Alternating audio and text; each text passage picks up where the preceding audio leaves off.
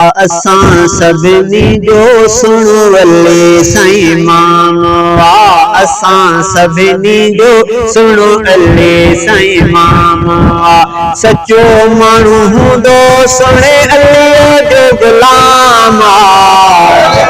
सचो माण्हू हूंदो सुणे अल्ले जो गुलाम आ। असां सभिनी जो सुनो अल्ले साईं इमाम आ। जो ये चवंदा हलो असां सभिनी जो सुनो अल्ले साईं इमाम आ। असां सभिनी जो सुनो अल्ले साईं इमाम आ।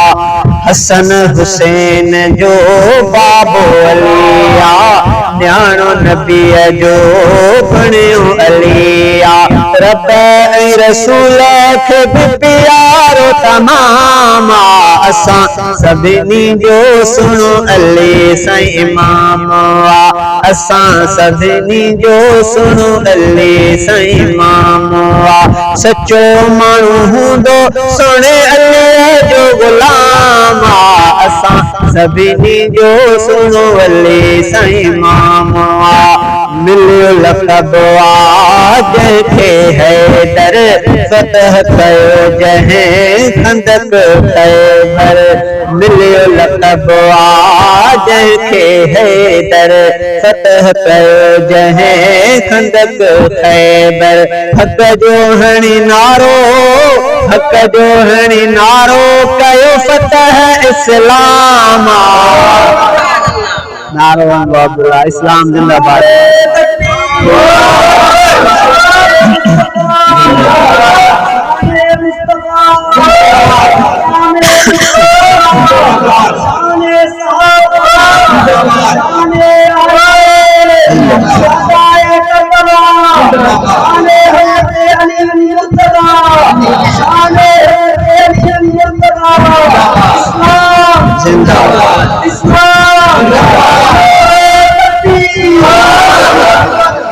हक़ जो हणी नारो हक़ जो हणी नारो कयो फतह इस्लाम आ। असां सभिनी जो सुनो अल्ले साईं इमाम आ। जो असां सभिनी जो सुनो अल्ले साईं इमाम आ। असां सभिनी जो सुनो अल्ले साईं इमाम आ। सचो माण्हू हूंदो सुणे अल्ले जो गुलाम आ। असां सभिनी जो सुनो अल्ले साईं इमाम आ। असां सभिनी जो सुनो अल्ले साईं इमाम आ। दीन जी कई जंहिं हरदम क़यादत माणी निमाज़ में जंहिं शहादत। सोने अली निमाज़ में शहादत जो जाम हासिल कयो तीअं हुनजे पुट शहज़ादे सोने इमाम हुसैन बि निमाज़ में शहादत जो जाम हासिल कयो। ऐं तव्हां ई असांजे लीडर अॻवान जनरल सिंध जमियत शहज़ादे अल्लामा शहीद खालून सूमरे सचो रहमतुल्लाह बि निमाज़ में सजदे में शहादत जो जाम हासिल कयो।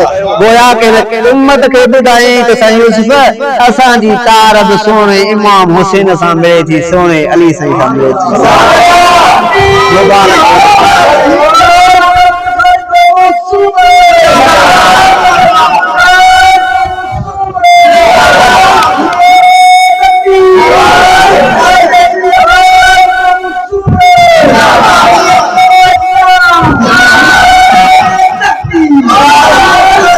मुबारक हुजे तव्हांखे सचो अल्हम्दुलिल्लाह।